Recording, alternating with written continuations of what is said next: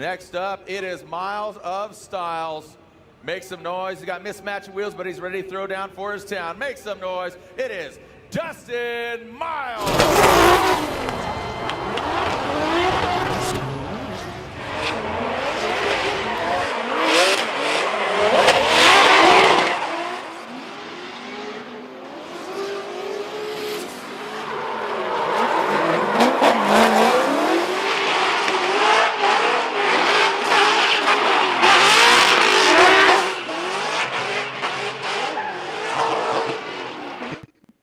What's up, brother? What's up? We are live. We are here with the dog.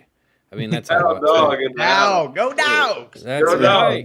That's why we're here. No, but we are here. This is episode 31, and here we are here with one of my favorite drivers of all time. Here, Dustin Miles. Welcome in. Yeah. Thank you for having me. Yeah, and then we also have the lovely Brandon and Herbie here. Herbie, I heard you actually won a battle somehow. Didn't I? Got Byron. Hey, you know. Semantic. Whooped up on Byron. Take those dubs. Let's go. Semantics, dude. And then the worst part, the poor dude was still in the practice lobby driving. He just didn't, I guess, realize. Oh, no. Like, you goober. Rip. You know, he wasn't in the Discord, so they couldn't pull him over. So he was just having a good time. I can't remember. I feel like there was a driver that it wasn't with you, Dustin, but I feel like there has been a competition where like a driver wasn't ready or something, and they had to like either like they discounted the battle or something, or like they gave the other guy the win, and I can't remember. It was a long time ago. They gave the other guy the win. I mean, obviously, the most obvious one that I remember is Nick Novak from New Jersey, where he was like 1 second off from running. That type of stuff. With his 5 minute. But yeah, I feel like there was a driver that like missed or was late or something, and just didn't show up, you mean? Yeah, well, like they were there, they just weren't paying attention. Like they were hanging out in the stands or something, and then all of a sudden they were running through battles, and he totally like, I don't know, left his mind, and then they hit his battle, and he wasn't even like near the car or anything. It was like, oh snap! But you'll have that. Yeah, no, but welcome in everybody again. Great to see everyone. We got the only Obi-Wan best part of Tuesday and Thursdays. I agree. Good seeing you here, Brandon. Did you fix your internet? Well, yeah. So. Funny story about the internet. Internet now works, obviously. Well, let me know in the chat if the stream looks good. I think it's good. But yes, long story short, the internet works. It randomly started working 2 days afterwards. I don't know. I don't have any explanation. I was told that they were going to check the lines, and they're not going to tell you when they check the lines. So I assume they fixed something. So we are back to regular internet, and we are back to being on where I'm controlling the stream instead of Brandon, you know, just so we can make this run a little smoother, you know, is all. We do fine. I know, I'm just kidding. Sara is on Thursdays, Phil. Don't worry. Don't get your panties all in a twist. Phil always asks that. I know. I think it was. She did miss last week because she also had no power or heat or something. So, you know, that sucks. But we are back to a regular week, and it's actually above freezing where I'm at, which is rare. Although I heard it's down where it was cold over by down where you guys were, down in Atlanta. But yeah, you actually already had a drift event this year, Dustin. We've had multiple drift events already this year. Man, what it must be like to live in the South. I've already maybe done like 7 or 8 events this year already. What? 6 events. Yeah. Jeez. Well, we have events every Friday night. So just go over to the track every Friday night already, and then a couple event weekends. Yeah. 2 days stuff. Drift on Saturday, go drift on Sunday. Wow. Drift do 3 you days guys in a have an weekend. off season down there? Not really. Not I mean, really. No. Yeah, we're kind of spoiled in a sense. I mean, not spoiled for the pocketbook, but you know. Yeah, not spoiled in the pocketbook for sure, but definitely why get to do a lot of driving. Yeah. You get yourself a little party car. Yeah, well, exactly. So, Yeah. I mean, That's what the 350Z's been great for. Been able Yeah. to be at the track, just pretty much leaving it there. And, you know, we already had Nopi this year, so they Yeah. already had a first competition. That was fun. I've got my coupe back after 3 years being down, so that was awesome to get back behind the wheel of this thing. It was like dancing with an old girlfriend. yeah. I mean, that is the question though. Do you think obviously your coupe and your hatch are two pretty sizably different vehicles when it comes to power level, maybe but if you would consider build quality, a big difference as well. But do they drive differently, even though they're both S13s, or is it just how the suspension's set up and stuff like that, power band and? So previously, they really didn't drive all that different, but now that this car has been upgraded so much, you know, definitely with the YSFAB V3 and changing all the suspension geometry in the front end, there's definitely a noticeable difference in driving the two. This one's still a lot of fun to drive, don't get me wrong, Yeah. but you can definitely see where there's a competitive advantage with this setup too. Wow. You know, especially with the added power. But the gearing and how everything works on this car, like how the boost comes in, I mean, it really honestly makes me question a lot of the times the setup of this car. But I think this year with the new block, with running nitrous again, because last year I just basically wasn't able to run nitrous because the motor was already basically on the ragged edge Okay. with the condition of itself, with it being overboard way too much. Basically, when I bought the first motor, having that issue. But Yeah. now we have the new dart block, so we have a block that we can use nitrous on, Yep. and we are, you know, hopefully going to see that power curve that'll be more linear, you know, Yeah, and yeah. a lot more similar to this car's, where Yeah. it only makes 400 or 500 horsepower, but it's like 3,000 RPM at 500 horsepower, and it goes all the way to 7,500. You know, so it has Yeah. a really good power band to where it can drift fifth gear, which is the Wow. 1-to-1 like fourth gear ratio. Yeah, So yeah. a lot of fun. We did the CMP test day with Drift HQ. Yeah. So they are moving the July 4th event from where it was at AMP now over to CMP in South Carolina. And so we got to go out there for that. That was a lot of fun. And that was the day after Nopi, or the 2 days after Nopi. Wow. So that weekend was Nice. a 3-day weekend. That's a awesome. Friday night drift, a Saturday Nopi, and then not Yeah. Sunday, but Monday we did that. And Chris Ward got everybody doing these like 120 mile an hour entries through the center section of CMP, which was so much fun. I can't wait to go back for Grid Life and do those again. That's Yeah. sweet. Well, You bringing the coupe out for that? Grid Life, I'm gonna try and bring them all. That's what my goal is, to bring every one of them. Like bring Yeah. the coupe, drive it on the kart track, and maybe on the big track if this thing breaks. But drive this car mainly on the big track. Yeah, you can go fast there. That track was You fun. go really fast. I was very shocked at how much fun that event truly was. I went to it just expecting like just drift racing and go to bed, you know, maybe, you know, just hang out, but it was a huge turnout. There was a ton of people having a good time and all. And Yeah, Grid Life is always a vibe. yeah. 100%. Road Well, Atlanta this year is gonna be sick. dude, it's So gonna that's gonna be awesome to be nuts. back there. Yeah. Yeah, like, well, let's start with Atlanta. Obviously, you do a lot for drifting in Atlanta, I feel like, at least from the outside looking in.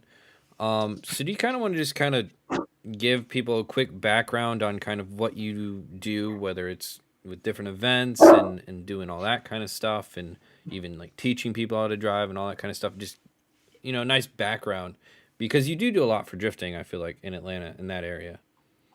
Well, thank you. I really try to do as much as possible.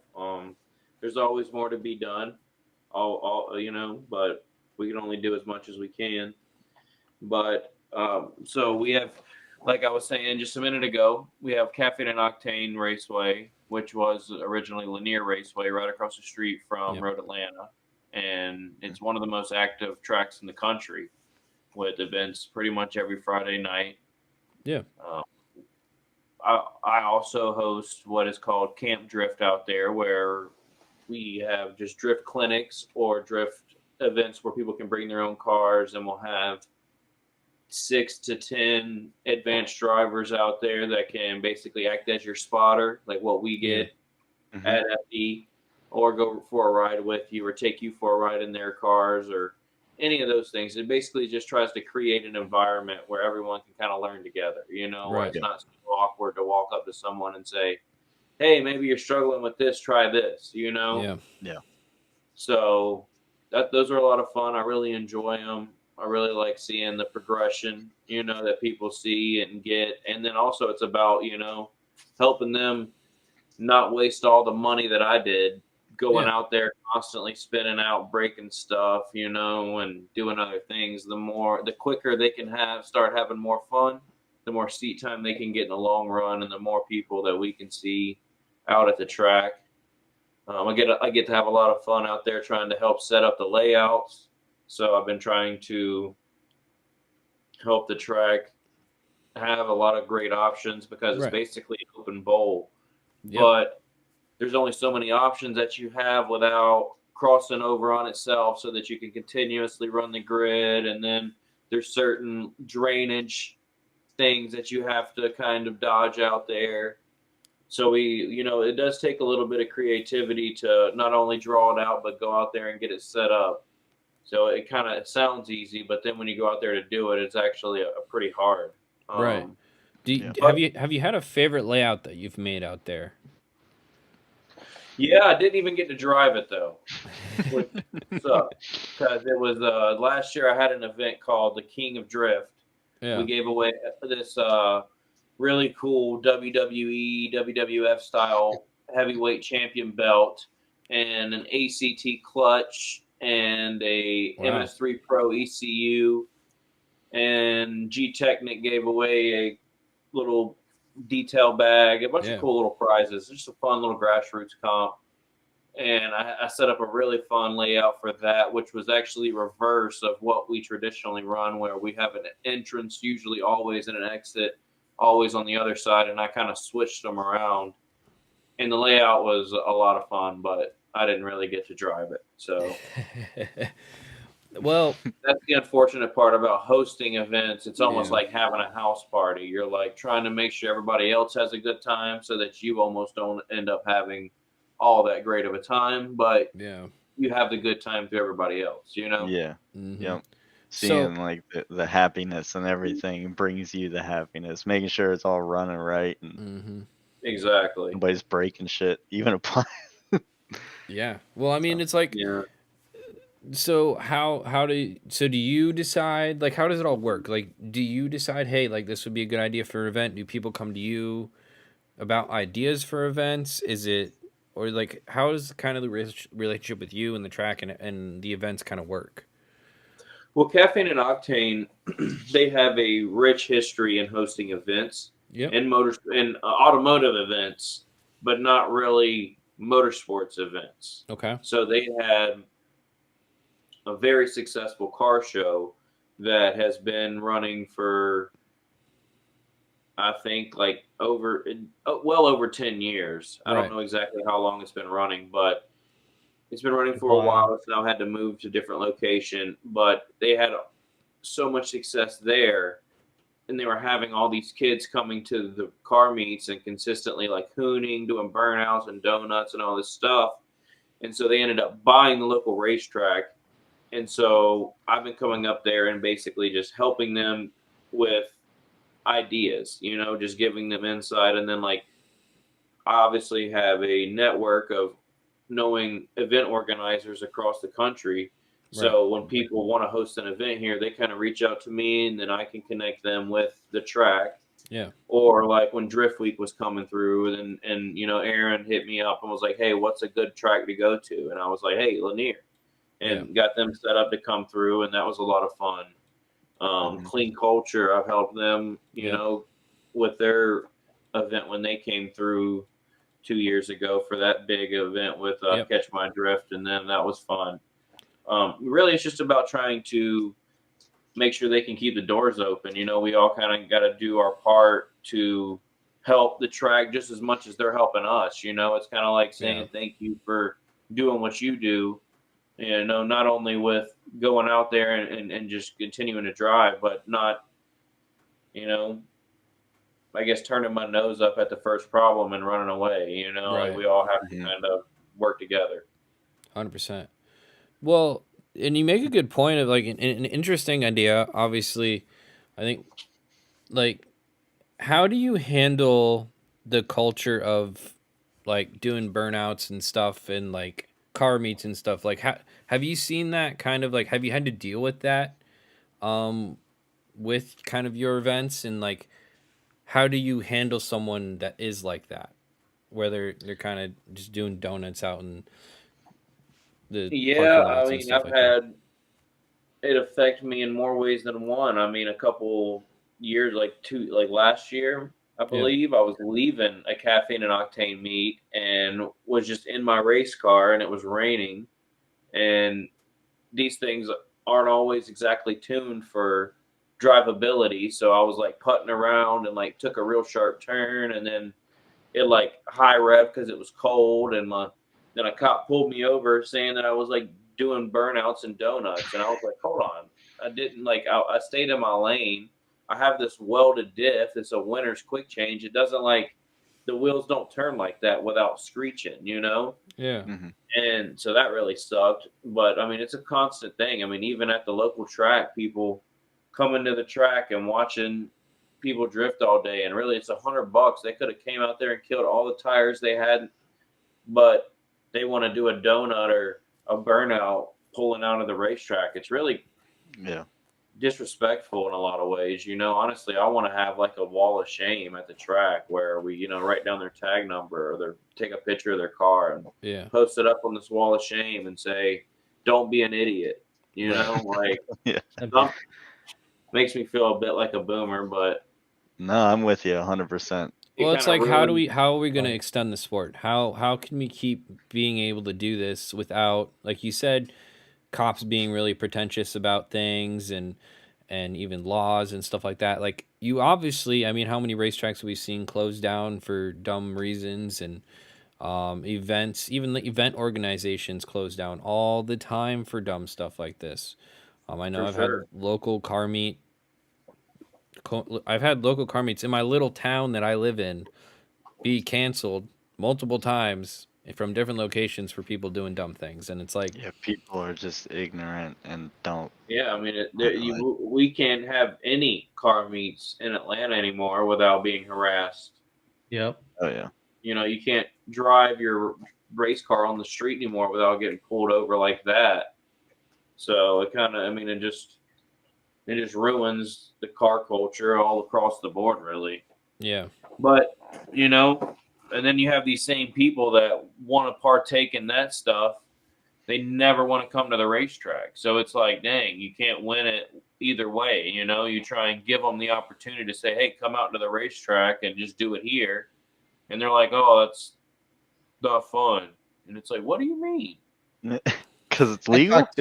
I talked to a takeover kid at Cafe. It's not fun. Yeah. I remember when I turned 21, I stopped drinking. Is it like that for you? But I talked to a kid at Caffeine and Octane once, and he had a Hellcat, and he's like, he does takeover stuff. Because I had a sim there, and he was like, oh, can you do like no hezzy on the sim? I'm like, yeah, you can, but it's just like, I'm like, why don't you ever go to the track? He's like, man, it's too expensive. I'm like, dude, it's $100 at Lanier. Just go to Lanier, Yeah, they're like, yeah, but I'll go do donuts and street drift. And it's like, bud, you're going to get a ticket and pay 10 grand versus $100 in a night. Like, what's the problem with you? You know, like, Yeah. I don't know. That's crazy. I mean, And you learn so much more one day at the track than you will 10 years on the street. And you're just yeah. way cooler. Do you Like, have you're any not conversion cool. stories of like people you've converted into drifters? I mean, I don't know exactly any stories offhand. Yeah, I mean, definitely some people that I converted into some drifters for sure. I don't know if they were necessarily takeover kids, but Right. But I've it is. definitely ruined some people's life with the drift bug. If you want to say it like that, they don't have any more money. I mean, it's true though. Like, it's there's no ifs, ands, or buts about it. You just as soon as you have it, well, there goes all your money. It's just There goes how it all your is. money. But Yeah. But you learn a lot of really cool stuff. it's So true. It forces learn- you to learn how to do things on your car. It forces you to, obviously, for you, for example, like when you first got into drifting, if I remember correctly, which you can remind me what year it was that you actually got into drifting, but you were not mechanically very savvy and stuff. But now, I mean, you pretty much can build most of your car, if not all of it. Yeah, I mean, definitely when we met each other, basically my first year of Pro-Am, Yep. which was, I think, 2016. Yep. Yeah, I didn't even know righty tighty, lefty loosey. At that point, I was getting a lot better. Like at that point, I'd already like pulled my first engine by myself and Yeah. all that. But previously to buying this car, which was my first drift car, my FD car, Yeah. I didn't know anything about working on cars. All I knew was I wanted to go drifting. Right. And out of necessity, you basically start learning so many things. And then, next thing I know, I'm learning how to be a body man, learn how to paint a car, learning how to be a mechanic, like basically learning all these trades that I hadn't accumulated the skills for up until that point without drifting, without racing. Like Yeah. I had already graduated with a bachelor's degree in marketing, but I didn't know how to really do my brakes or anything like that. I had the idea of how to do it. I could change my oil. That was about it. I could probably do the brakes, but it wasn't going to be a great job. But Right. it wasn't like anything I am now where I can really have the confidence to tackle anything. Like, pretty much what we were talking about, it really just gives you that problem solving ability and that confidence that you can do anything through YouTube. 100%. Well, Yeah. 100. YouTube Academy, baby. let's go. University. It's true though. But yeah, I mean, like one of the things, like you said, is like painting and fiberglass work. Like, one of the cool things about your car is you paint it compared to most people that wrap it, and I'm just kind of curious why. Well, At least at the FD level, most people at the FD level do wrap the car. I feel like. Is this like where the miles of style also starts from? Is this like a comp? hey, that's kind of what it is, but not really too. It's that I always have like a really aggressive body kit, and to be honest, like, yeah, the whole bodywork side of it does kind of take a lot more time with paint, but wrapping it wouldn't look all that great. Yeah.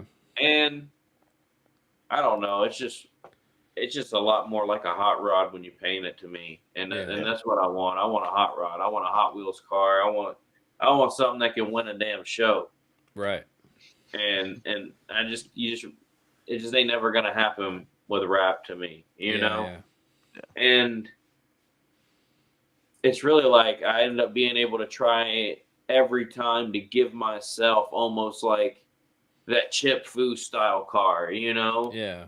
Yeah. And that's where I get enjoyment out. It's like either I can go upstairs and watch TV every night after work, or I can go outside and sand on my body panel or my bumper or something for a couple hours, and then all of a sudden it's ready for a really cool paint job that would have cost someone tens of thousands of dollars, basically to do.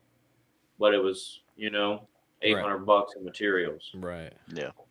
That's cool. So, and then it's just like busy work also that you end up as a drifter, you're gonna wreck, you're gonna hit stuff. I mean, every single event, you're gonna go out there and break something pretty much. And if you don't have the skill set to kind of either stitch it back together, Yeah. or completely repair it, you're gonna be spending a lot of money over time. And that's what I did in the beginning. I was dropping, $200 or $300 on a bumper or a fender or a side skirt every other event. And I was like, dang, I can't do that all forever. I got to learn how to do this. There's just certain stuff that you got to pick up a skill set for to offset that cost. 100%. And you've been running like Origin bumpers forever now, right? Yeah, I haven't got a new kit in probably 5 years, but yeah. Dang. Yeah, I was gonna say, like, I mean, it's a little. I appreciate the different styling because obviously, I would say 90% of maybe not 90, but 80% of the S chassis run the same kit, or at least something very similar. And it's like I always appreciate your car because it obviously looks very aggressive. It's very colorful, and it has your style, which is really cool. That hood. Oh yeah, dude, Hot dog. It's so good, dude. But S13. So how old are S13s now? Like chassis wise, they up to 30, 89. 36 years old. 36 years old. Jeez, Damn. Pete's, man. They're getting up there. Have you ever thought about doing a different car, or is it just like S13 or nothing for you? Well, I feel like as long as I'm gonna hang out in Pro Spec, it's gonna be the car for me, Right. For now. Just because I've already accumulated so much of it, but also at the very same time, like, besides the builds that I already have and the chassis that I already have, Right. I don't want to get any more. Like, that's for sure. If I was to build anything else, it would definitely be a different chassis. Yeah. But I kind of had a chance to start out with a S14, and I ended up with this hatch, and I'm not upset with it. Right. I think maybe the S14 might have been a little bit more of a competitive chassis, but I like the hatch. The hatch has been good to me. The coupe's been really good to me. 100%. Yeah. I like S13. If you didn't have any worries in the world, what other chassis do you think that you could see yourself get into at this point? Well, I've always liked Corvettes. He's getting to that age. I can see it. Yeah, getting to that age, I got the dad shoes on already. Oh, yeah. Looks on already. Get my vet. Wear that. I got the grays and the beard. Yeah. I got the Great Dane. But Exactly. no, I don't know. I like the GT86. Those were pretty cool. Yeah.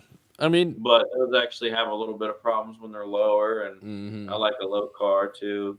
The BMWs, like the HGK cars, those are pretty cool. Oh yeah. Nick Novak is like, Dustin ain't about that BMW life. Yeah, I do. Heck, I got to drive Dimitri's Prospect car at Hyperfest this year. It was a lot of fun. Oh yeah. I got to drive one of the Sorensen cars one time in Vegas. That was a lot of fun.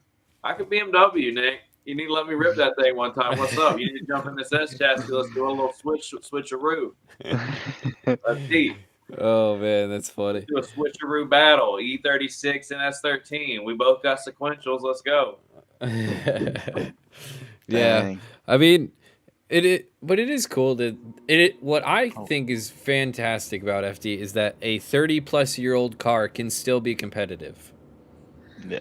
Which is It really is cool. Like, if you think about it, like, in other racing series, like, is there another racing series where you can bring a almost 40-year-old car to the fight and be competitive, I mean, maybe drag racing, but it's like, Yeah. I don't know. I just think it's a really cool element of drifting, and like the style that you can put in it, obviously. But Yeah. No. Did you always have, or did you always start off with a JZ? No, I had SRs for a little while, but they didn't last for me. They just couldn't handle the old right foot old D miles. So when they blew up, you just knew which direction you kind of wanted to go. You didn't think about doing Well, like a he V8 was or anything. he was 1J you were 1J in Prospect for the longest time, right? Yeah. Yeah. No, like Yeah. so when I got the hatch originally, it was a KA car, Yeah. and then we Okay. put an SR20 in it, like a red top SR, and it had like a 300 horsepower swap. It was a lot of fun. And then when it blew up, I ended up popping a rocker arm on it. Mhm. I got the coupe, and I started building the coupe as like the test dummy. And so then I got an S14 SR for the coupe. Ended Okay. up blowing that up. Then Damn. rebuilt that one time. It blew up again. And then that's when we 1J swapped it because I was like, all right, I can't handle this SR life blowing up all the time.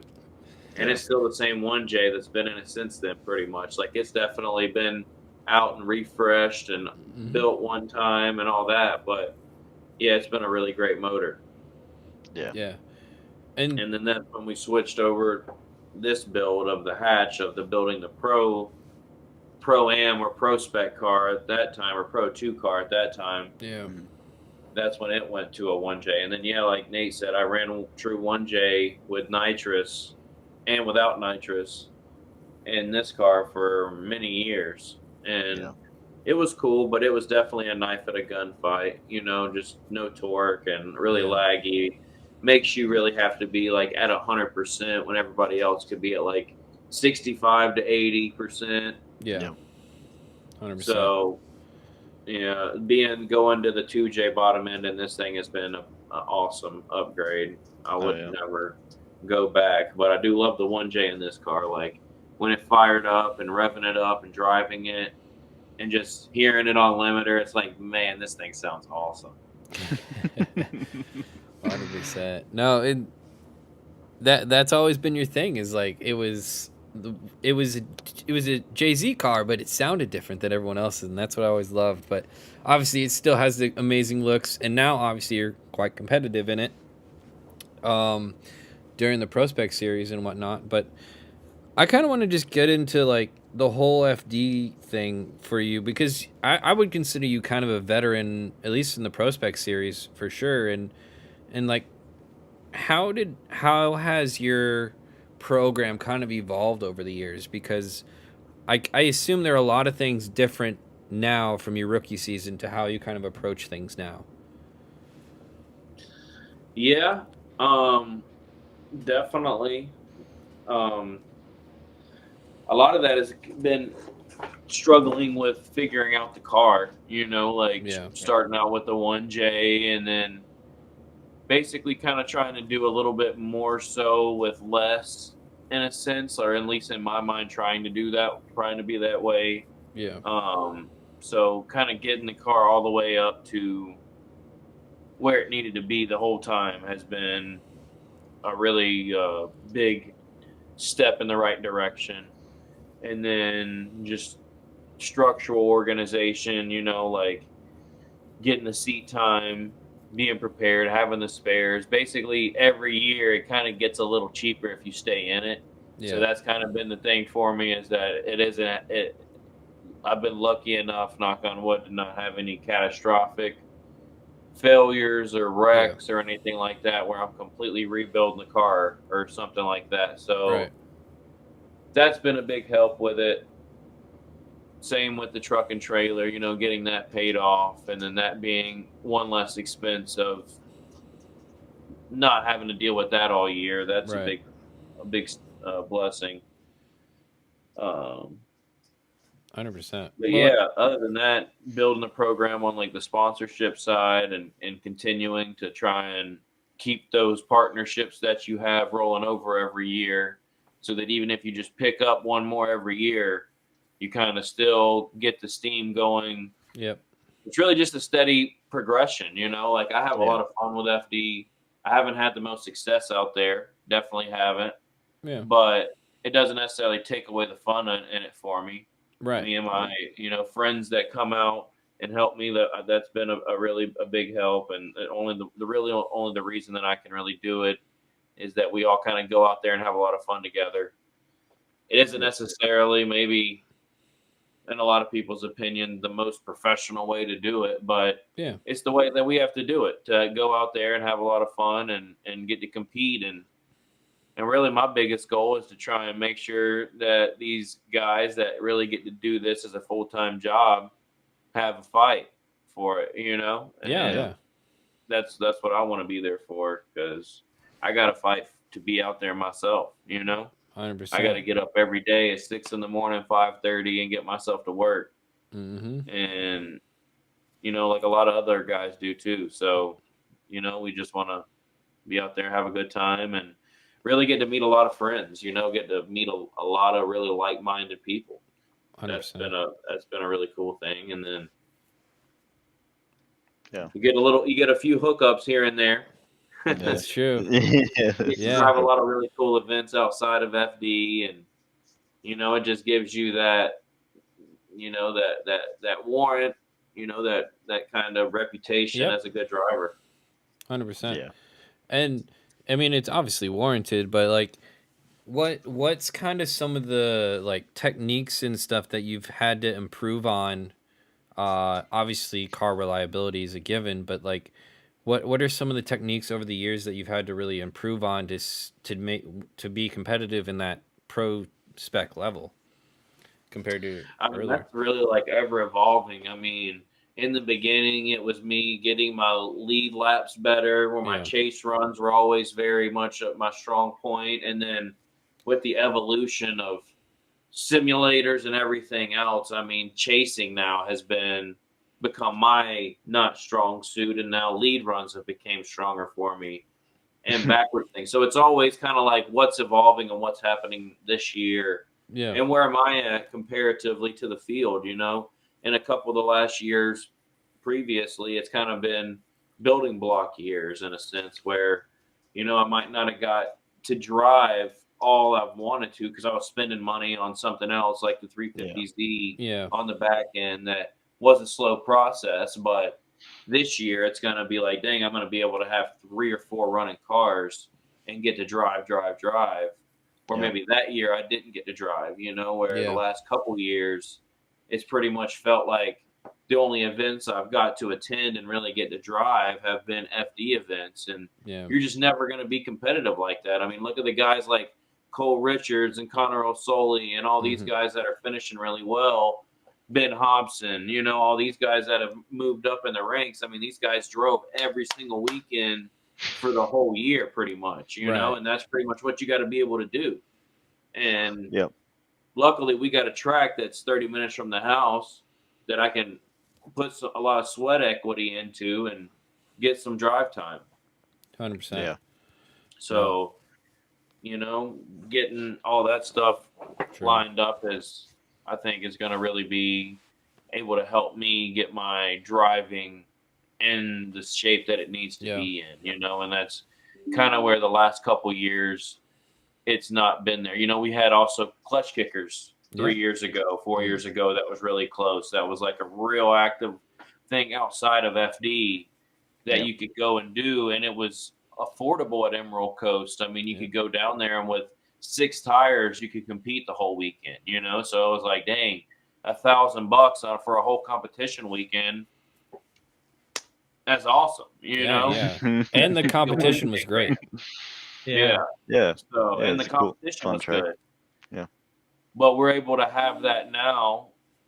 So that's really good. So that's what I'm looking forward to this year. And then I do have a couple little things that I want to try and do both with Caffeine and Octane's car meet Yeah. and with the big events that we have where we do like something similar to what Fuel Fest has been doing. And we get on these paid ride-alongs, you know, like we have these people that are walking around at the events that want to get in these cars, but they just don't have the communication, Yeah. you know, network right there to really make that happen. So if we can figure out an easy way for the people that are sitting in the stands to get in the passenger seat, we get a little money in the driver's pocket and we get more people coming out to the racetrack, everybody's winning. So that's kind of one of the things that I'm working on right now. And Heck I'm yeah. hoping to get that going this year. Heck yeah. Heck Like yeah. that's, I Sick. mean, that's the number one way to get someone hooked is literally put them in a drift car. I forget. I think it was Hurst. I asked him the question because he lives in a very rural area. And I was like, so how would you be your way to convert people to drifting? He said, put them in a car, and Yeah. if you show them that it's way grippier than they would think, it's way like it's legit, then I feel like he said a lot of people would understand and get the bug. And it's probably the same even with people that you would take. And it's like it's such a it's such a cool motorsport. Even if people like different genres like drag racers or anything like that, I feel like if they jump in a drift car, they'll realize there's a lot more to it than just like spinning tires. But No, yeah. Yeah, for sure. I was talking to a guy today at work about that. One of our clients that we were working for, and he was a big road race guy. And it's like, hey, those guys, they need to come out and go drifting. Really, they need to feel where the limitations of cars are, and honestly, everybody does. I mean, you Yeah. honestly become a better driver all the way across the board when you Yeah. understand what a car can actually do and what it can't do. Yeah, I Yeah, think I it feel was Nate yeah. Hamilton. Yeah, we talked to Nate Hamilton, and he's been doing what The is it rush. called? The rush car The stuff. rush theory. Yeah. And they were tearing up the rush field, and a bunch of the rush drivers now want to get into drifting because they're like, oh, they watch these guys and they see that the limits that they can take and go past, and the road Yeah. race guys like aren't comfortable doing what the drift guys are able to do. So I like, truly feel like drifting is like the best sport to like learn in, and then if you were to go into any other division of motorsports, you have like almost an advantage in a way. Or like if you plan to road race or Ultimate off-road car race, control. yeah, you just like, and you still like understand like zones and apexes and things, like because you could drive either way. You could take like the inside fast line or whatever, or you could bring it out wide for the fans, like tons of different ways that you can learn in drifting and then utilize that into other things. Like I feel it even on the sim, just grip racing, and it's like I'm like stepping the back end out, but like it's like cool, it's like, I got it. yeah, But Mm-hmm. 100%. So actually, you brought up Nopi earlier, and I didn't know quite the history of it. So if you want to just give me a quick background on what Nopi is, for people that don't know, because it was a long time ago since that was relevant in the first place. Yeah, I mean, honestly, it's my really first memory of going to an actual big car show, and it was like 2007 at Yeah, Atlanta Motor Speedway. I mean, it was Nopi Nationals back then, where it was pretty much only a car show. I mean, there was like yeah, the sound competition where, audio was really big then. I mean, it was those real Fast and the Furious style yeah, builds that you saw in the first Fast and the Furious. Like yeah, that was that time period was then. And it was crazy because it would be like over 100,000 people there. I mean, bikini contests, all yeah, these things. And then it kind of slowly dwindled down from that as the years progressed. And then Mark Myers, who was one of the original founders of Nopi, he started it back. And then they were doing a Nopi Drift series. And that was like a regional thing. It was yeah. more so all around the Southeast. Like there was a Savannah one, there was a Mhm. one in here in Atlanta in Commerce, a couple different places. It was actually one of the first places that I ever competed. Yeah, And that was where I got my first taste of competition and my first victory. So that was nice. kind of near and dear to the heart for me. Yeah, And then now, Sam Madavi, who is a local um, builder and television star, he has a show on Motor Trend. yeah, He purchased Nopi Motorsports, the rights to everything, and he's bringing back Nopi Nationals and all the drifting competitions and all the cool stuff and car show related things that we remember as Nopi. yeah, And it's really cool to see it. And we had our first one at Caffeine and Octane Lanier. yeah. And I think the next one's going to be in Maryland in August. And then there's going to be another one back here at Atlanta Motor Speedway in September. nice. So it's really cool to see that, more events popping up and coming back, and especially them coming to the Atlanta area. So, yeah. That it's a. I knew I heard the name, but like I think they ended before I was really, at least made it down south, filming wise. So it's cool that, you know, nostalgia's coming back a little bit. But Yeah. you know, I don't. When's the last time you've driven a team competition? A I don't know long how many time. people know about. I mean, I feel like a lot of people, but that's because I know you so well. But I don't know how many people know. You used to do like the final bouts and the team competitions a while back. You actually ended up winning Yeah. final bout one year. Yeah, we won final bout 3. I'm pretty sure that was the last time we all drove together. No, we probably drove together after that a few I think times. I've gone to final bout. I think 2 more times with the team. But yeah, you want to quick give a little insight onto your past team driving. Yeah, so I was lucky enough to be a part and be around Garage Moon Power, Sebastian and Sandra and Phil Mm-hmm. and Mikey and all those guys when it was all getting, when Seabass was starting the floor mat business. He Yep. has the Garage Moon Power mats, obviously. Mm-hmm. And so right at that very same time, while he was getting that kicked off with one of our other friends locally, Yeah. we were wanting to go and do this team, style competition. It was really Phil and Sebastian that were really like pumped up on doing final bout, and they were the ones who really wanted to do it.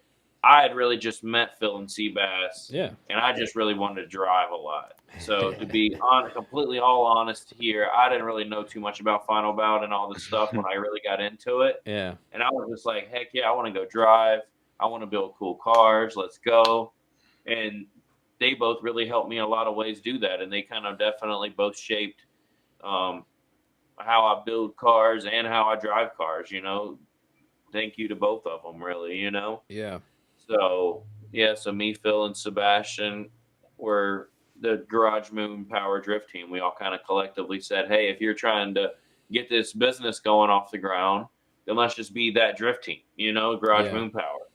And so that's Yeah. kind of how that all came to be. And then it was really crazy. We were going to final bout that time, and we almost didn't go because Sebastian had a serious, misfortune with his dog right before we're Yeah. about to leave. Like he got really sick and passed away. And Seabass was like, "Man, I don't even know if I'm gonna go," and it was completely understandable, understood, why. But then he was like, "You know what? I'm gonna go. We're gonna do this in his honor, and we're gonna go have a great time." And we went up there and were able to win, and so it was really awesome that it all came to be and everything kind of aligned in the end, I guess. And Mm-hmm. yeah, it was a really cool weekend. That was also the next same month that I actually won my FD license the first time at Yeah. Killcare, and Nate got rollerblading banned for good and drifting. Oh, that was that event.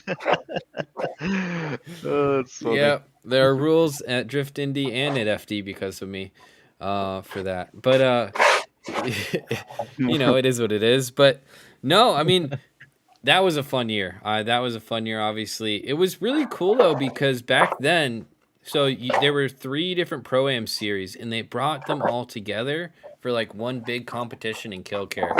And I don't remember all of the names. I know it was MDU. South. Yeah, I remember. It was Southeast Drift Union, Midwest Drift Union, and US Drift. Right. And it was actually a really cool competition. There were a bunch of names that drove that actually. Yeah, that was Hurst came out of that. Kenrick Meyer, Donati. Donati, Alex Schlegel. Yeah. Joe Love was there too. Oh yeah. No, it was a pretty Garrett Denton. Like there was a whole bunch of people. Garrett Denton, that was a good battle, and then a couple guys that were hitters then that just didn't.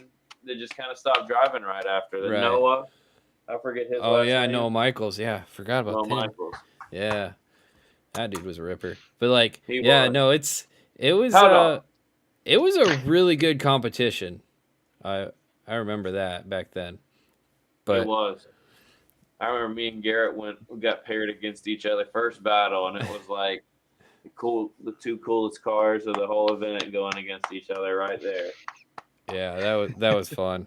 Um, so I guess getting into FD, like, have you had a favorite moment? Have you had a favorite like battle or time that you've like, you know? I mean, so St. Louis 3 years ago, I got a really good finish there. Mm-hmm. And it was kind of a really crazy weekend because it was the sickest I've ever been in an FD round. Yeah. Like going into that event, I was almost like I might need to go home and not even compete because I was so sick. And Right. then finally felt better and then finished really well. So I guess it would be that weekend. Yeah. Um, I mean, you're one of the few people that would ever enjoy the St. Louis track, I feel like, or Yeah. would say I good do. things about it. Yeah, I feel like you ripped there. I know, I that's do the really funny love thing. that track. I do. I mean, I guess I probably have some of the most laps there too, really, Yeah. because I've been there every year pretty much, except for I think one. Did you But do the fast layout when they had yeah, that? I did the You did? fast layout a couple times. Okay. Mm-hmm. How was that for you? I I've loved only it. heard the best things, yeah. So Yeah, I loved it. It's much more fun. I mean, honestly, if I liked last year's layout a lot more fun than this year's. I did like the wall this year, but I wish it wasn't on the track. It was like actually on the grass edge. That would have Yeah. been much more ideal. 100%. Yeah. he just wants to steal the show. That's just what he wants to do. when he looked in the camera, man, that was just I lost it. he was perfectly centered and his just eyes just stared. So that's what he does to you. Like that's what it feels like to have with this dog. Like imagine laying in bed, everything's dark, and you have this giant horse centimeters from your face just staring at you. That's what he does. It's like this dog could kill me at any minute. Back up, hound dog. Come on. That's funny. But yeah, no. It's been a long time coming though, like for you and just growing your program and stuff like that. And I mean, you've done like selling products and stuff like that. Is that still like a business model that you do, selling parts and whatnot? And like, what are some of the different ventures that you've done to kind of help your program?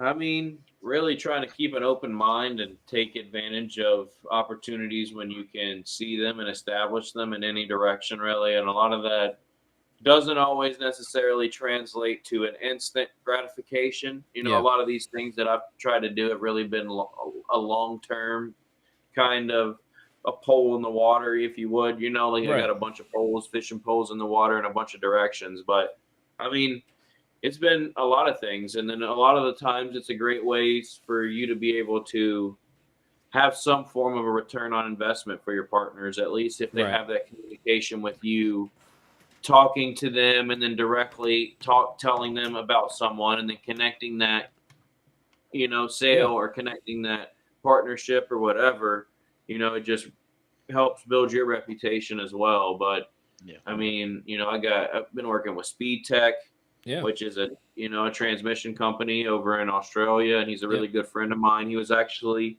a driver that I looked up to on the internet and talked with and became friends with 10 years ago, and was buying exhaust manifolds from and intake manifolds from, and then Yeah. he's developed his product line, and then this year we're helping him to launch all the new dog engagement gear sets all across the country. We already have the SR20, the Yep. Skyline gear set.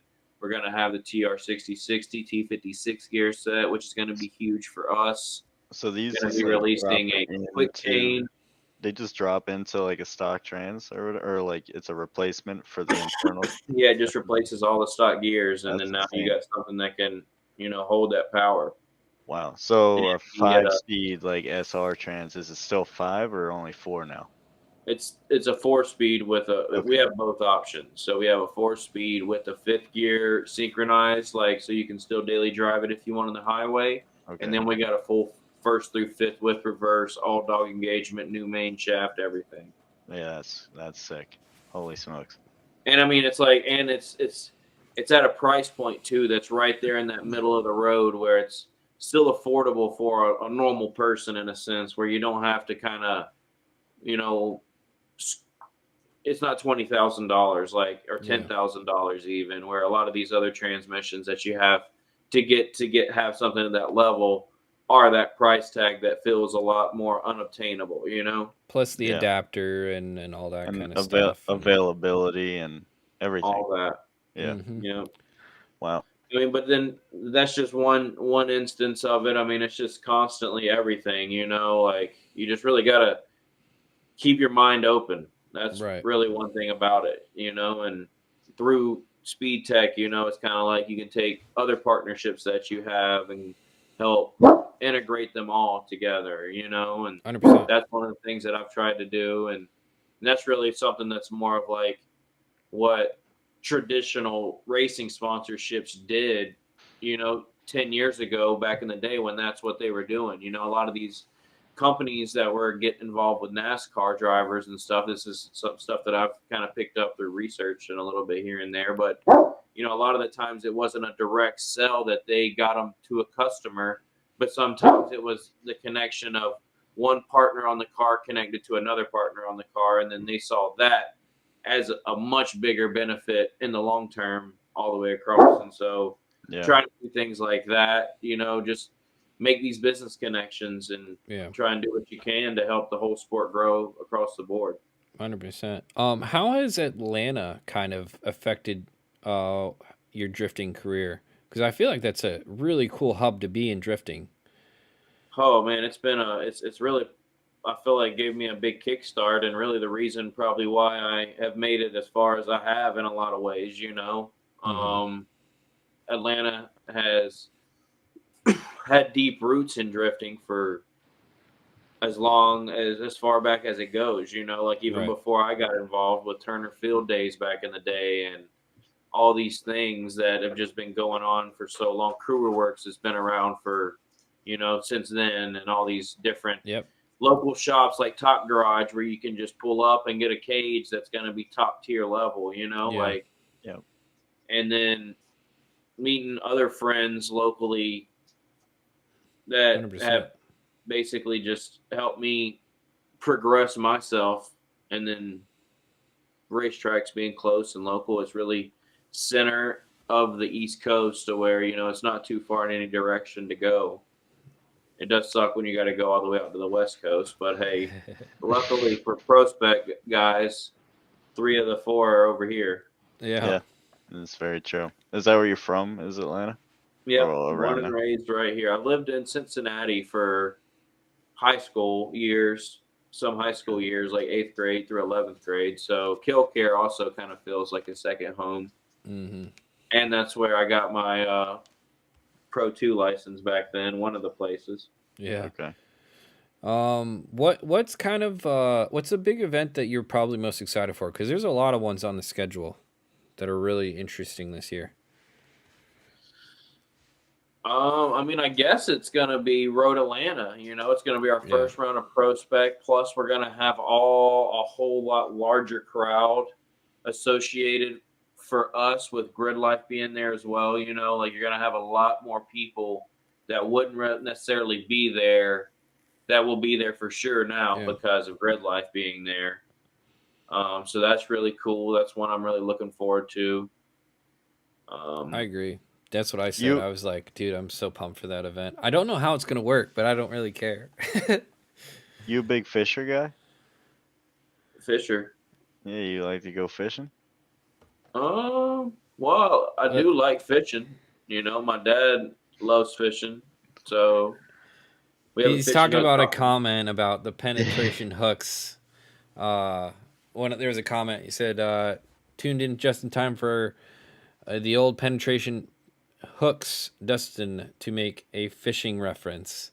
Thank you, Yellow, for the comment. But yeah, no, yeah, you were part of a fishing lure business. Yeah, my dad we still got that thing Mm-hmm. kicking. So yeah, we like to go fishing. We like to go fast on the water too. We got a stroker with a Link ECU in it as well. Oh, that's funny. Really? Yeah, so my dad is actually the person who introduced me to Link ECU. He had a Link in this bass boat 15, 16 What? years ago. That's funny. Crazy. Still has a Link G4 in the bass Yeah. boat. I want to take it up to Forest and get him to tune it. He would. That's Yeah, funny. I've talked to him about it multiple times, and we're just now's the time that it's getting warmed up that we can make it happen. That's funny, dude. That's sick. Like, I mean, and that's the cool thing about working for a company like Link that I do is I get to see all kinds of stuff. Like, I've seen helicopters, planes, like all running on the ECUs and stuff, and it's just like, it's cool. And like, there's speedboats, everything. Like, we had it was a snowmobile breaking records last weekend, and it's like, Nice. it's How like, fast really, they go. yeah, it's cool. You know, you get to see a little bit of everything, but. In terms of like Formula Drift though, is there any changes that you kind of would like to see for the series, or like kind of what's your opinion been with like the new formats, whether it was the change of no qualifying to, I mean, ProSpec I feel like it's had competition on pretty much every day of the event. So like, do you have a preference on when you would want the competition to be on and stuff like that? Ideally, I feel like it would be better if all 3 days were split equally. Okay. You know, where even if it was split in half, but it would just make more sense that it could be more sellable for us as pro spec, you know, to say, hey, we're at least competing on, you know, the same Thursday, Friday, Saturday as the pros.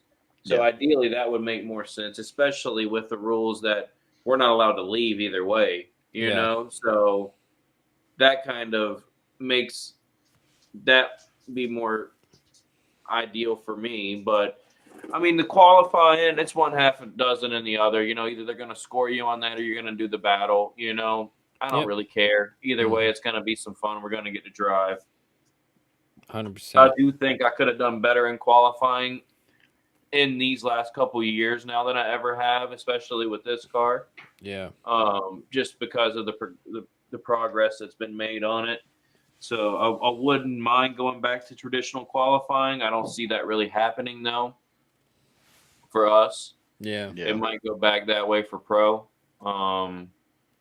but yeah, just to get all the cars involved, like for the amount of people in the field, it's tough to sit through that many runs, you know.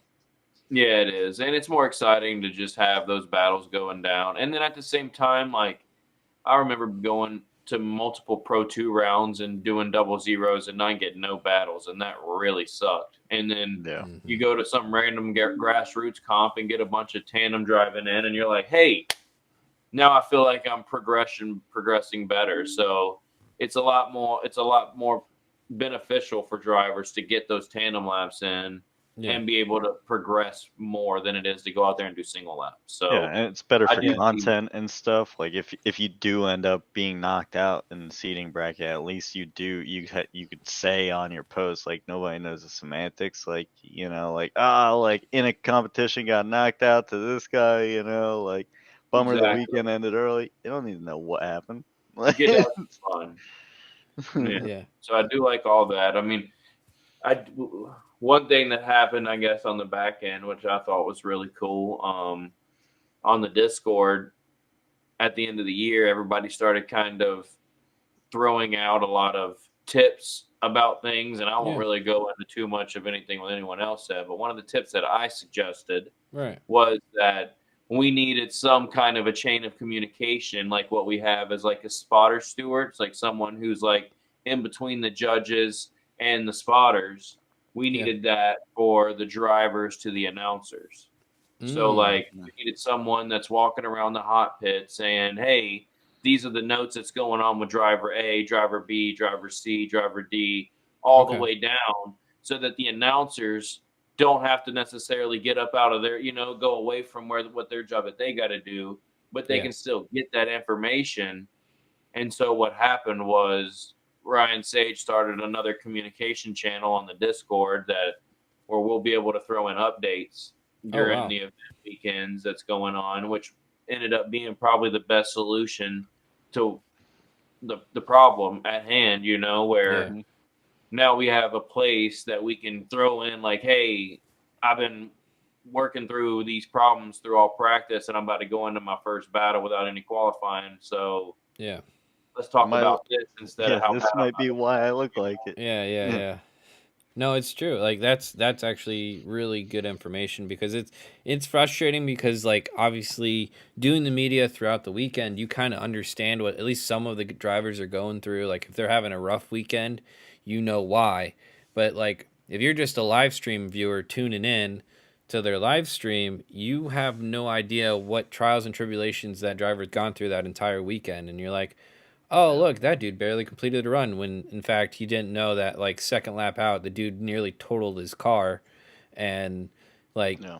the arms are just holding on for hopes and dreams, you know? It's like Yeah. it happens, you know? it's It a does great happen. story that's not getting told, you know, and that's Mhm. really the thing about it is, and that's the story that people are going to be relate to, you know, that they're going to Yeah. really be like, man, that's what I wanted to hear about, you know, and it's not, Yep. you know, anyone's fault really that it wasn't getting told. It was just not all the right recipe was there. Right.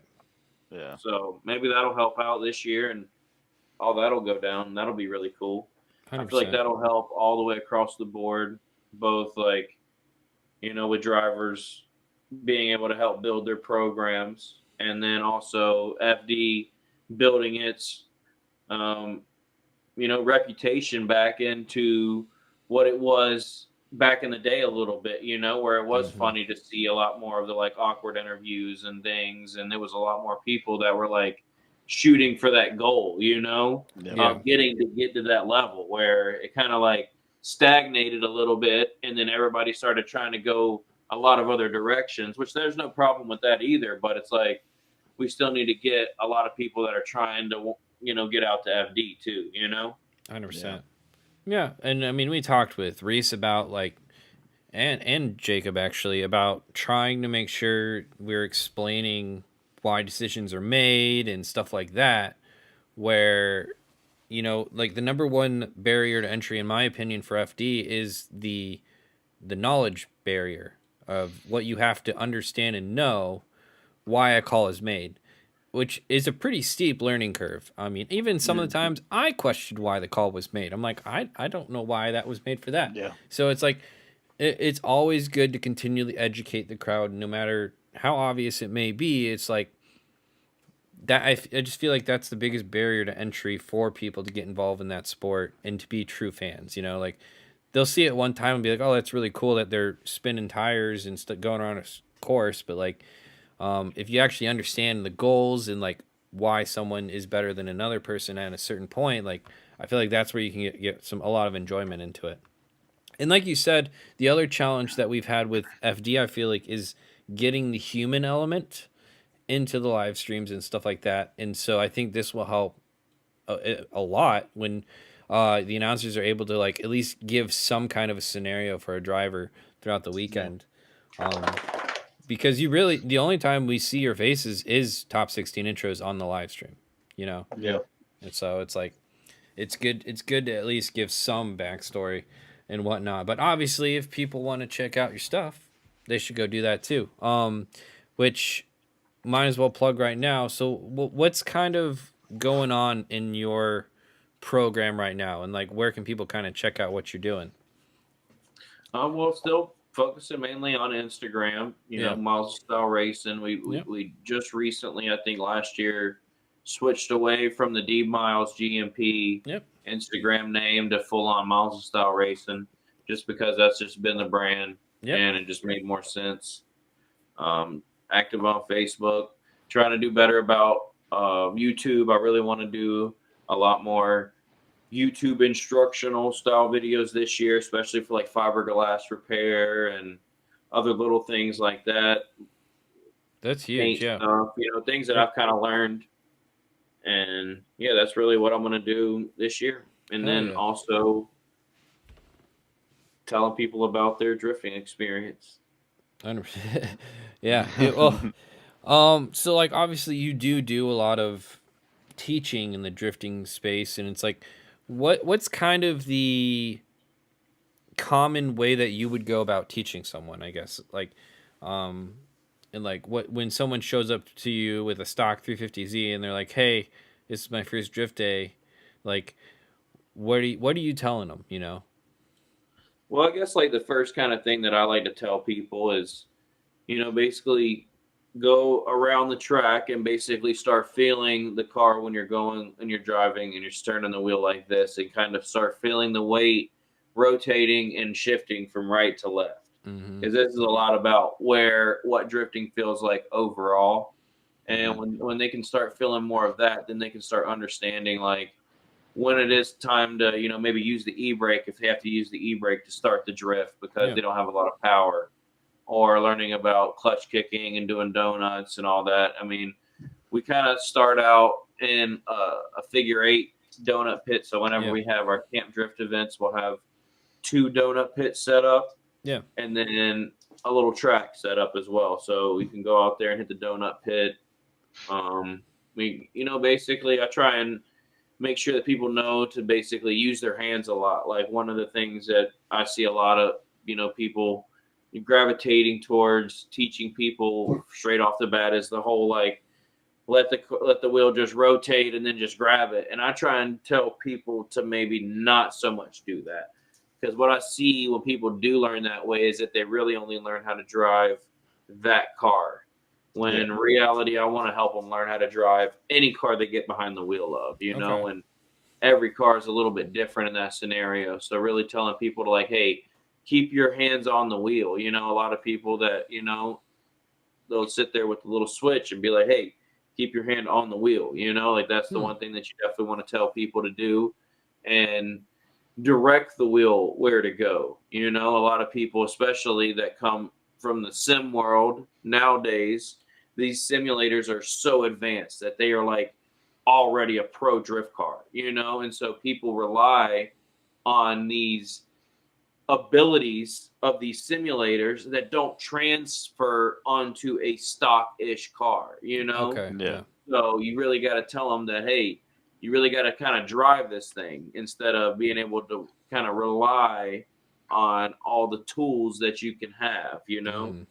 and I feel like it'll help you all the way around in the deep end. Yeah. So how do you manage the wheel when it's rotating? Without obviously, because you don't want to grab it on an accident and like stop it from rotating. So like, how would you describe handling that? I mean, I try and tell people to walk it, keep your hand on it, just like you would Yeah. anything else, just wax on, Okay. wax off kind of thing, Okay. like that's ideally the best thing Yeah. to do. Or, if you can just spin it and let it rotate in your hands and then grab Yeah. it, that's just fine too. So Okay. Yeah. Because it's a that. lot. It's really what makes you feel comfortable. One thing that feels comfortable to one person doesn't always feel comfortable to another, So you really also got to do what feels comfortable for you.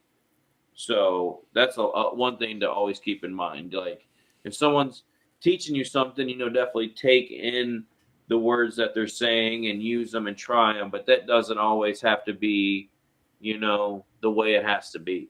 Yeah. As long as you Yeah. get like the same result, you're not like 10 seconds slower or faster, same result, you're hitting all the marks. It's a style sport, so, this is Yeah. where your type of style, like if a person picks up a pencil and you're like, that guy holds a pencil funny. It's like they're still writing though. They're still, Exactly. It's true. There's they're a getting whole it bunch done. of ways to get around the racetrack. It's what makes your pants tight. Hmm. It's true. It's true. Um, I do want to Oh, talk a it's little funny. bit more about the S13 and the whole S13 build that you have next to you, or both of them, and kind of walk me through kind of how you're making the car competitive, because I feel like there's been a lot of advancements since when you started to what it is now to make the car what it is today.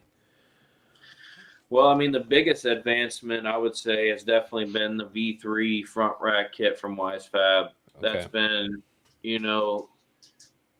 basically turning the car into like a BMW hybrid S chassis. So you Okay. have like all these great benefits of the S chassis, And then you get some really great benefits that, the BMW e-chassis has too. Yeah. So it's really the best of both worlds, in my opinion.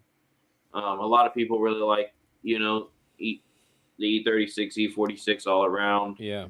I've always been really just home in an S chassis. So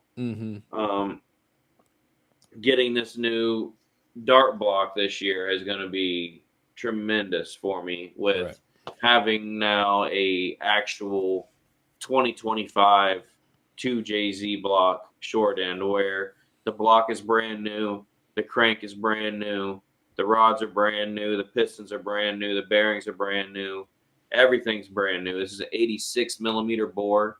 So last year I was basically an 87 millimeter bore. If you don't know anything about 2Js, 86 is factory. And so the more that you bore these piston walls out, the thinner the walls become, the more the engine is hot all the time. And then the more, the more your chances are cracking your cylinder walls, which is what I did multiple times last year. Wow. So looking forward to not having to deal with that this year with that brand new awesome dart machinery block. Yeah. So that's going to be really cool. Kind of stepped up since I had that brand new block. I was like, hey, I don't want to run any more off the shelf oil. So, I got with Redline. So now we got some Redline racing oil for this year. Nice. That's going to be great. I'm pumped and not having to constantly run to the parts store. I was able to just get with them, get a good enough deal, get enough for the season ordered and ready to go. So that's going to be huge. The more time you can spend in the garage getting things done and the less time I got to spend running around, the better. Yep. 100%. No, it's true. Going to do a whole new look this year. I'm pumped on. So I've done the same livery for the last 2 or 3 years. Yeah.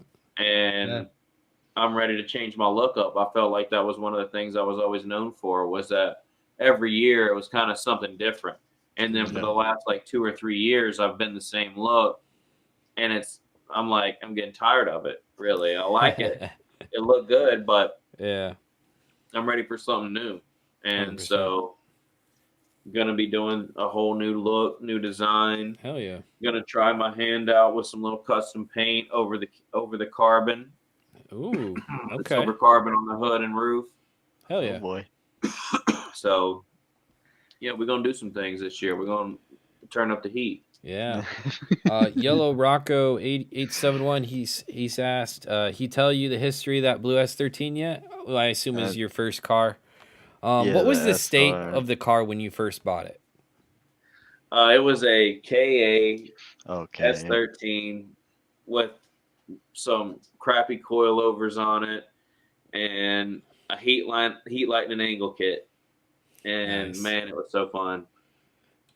Dang, line. I couldn't drive it for the first couple events, and I remember just getting the biggest thing was just getting comfortable behind the steering wheel. Getting yourself a comfortable seat, and just making yourself feel comfortable behind the wheel. That was the biggest difference in the car, and being able to drive it. If you're constantly getting thrown around, you ain't gonna drive all that good. And that was one of the big things. And I mean, we just drove this thing all over the place. It stayed at one of my friends' houses for forever. Wow. Yeah. And then, we already went through all the blown up SRs and all that. Right. Yeah, no, it's cool though that you've stuck with the chassis, obviously you've had them for so long, and at some point usually they get so bent or out of shape or broken to where you have to do something new, but you've been able to keep them in one piece, which is the cool part. Yeah, maybe I've been a timid driver. I don't know, but I don't know. I have fun with it. People, I feel like, that have watched your driving, I don't think they would call that timid. That's for sure. I hope not. I try to drive full on out. 100%. Phil said, imagine if they didn't talk about the the James Dean situation with the crash and the fire. The two situations were field, and then the fire, Well, how they were talking about how they had those, they knew that before going into the live stream, so it's exactly. Having that many more stories, I think, just will help the show a ton. Fun fact from Nick Novak: Dustin and I met at a spotters tower in FD Atlanta in 2017. We Shout sure did. out. And you know, have you what's it like? Like, obviously, there's a pretty high level of drivers at Atlanta. Do you guys like communicate or have like a little club or posse? Like, obviously, like the New Jersey or like Club Loose people have the Drift Alliance up there. Is there Yeah, anything they're that's no just more. It's all Bloodmaster or now. Bloodmasters? You know, like, is there an Atlanta crew now, or is it you guys just all do your own thing? Because I know, like, obviously you got Top I guess we Garage all and they pretty got much their do own our own thing, but thing, but we yeah, all do still, associate when we go to events, yeah, So we do see each other a lot. I know I've seen a lot of driving between like Cole and Nick recently, yeah, and Cole and Connor. Cole Richards been doing a lot of driving. heck yeah, yeah, He's been or out there a lot. yeah. Well, I'm sure he's I'm coming hoping for to it be this out there year. too now that I got the coupe ready to go. So I'm hoping that I get to do a lot of driving with Nick Yeah. this off season, 100%. and yeah, it's going to be a good year, I think. Yeah. Let's see what else we got here. And your crew and your amazing crew. I'm trying to find Yeah. Grandpa Miles Novak. He definitely wants an E46. Novak also said he is down, so if you want to drive his car, just hit him up. He said the E36 Hey. and the coupe, which that coupe looks insane to drive, like the giant blower. I don't know if he could ever make you a fan of an LS, but man, that thing certainly moves. It sure That's does. for sure. In You terms, still drive a sim, or do you have a sim?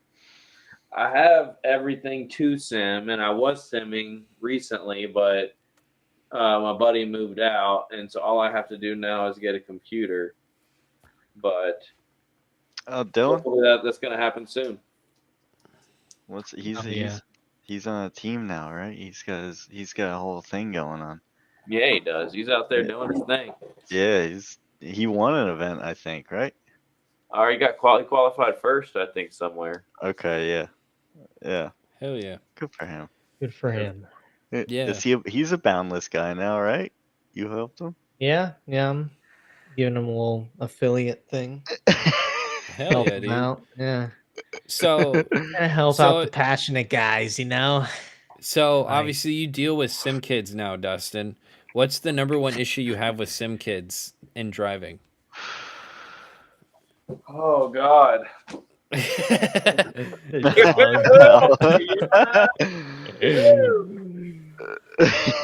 got all these theories. Yeah. No, I don't know.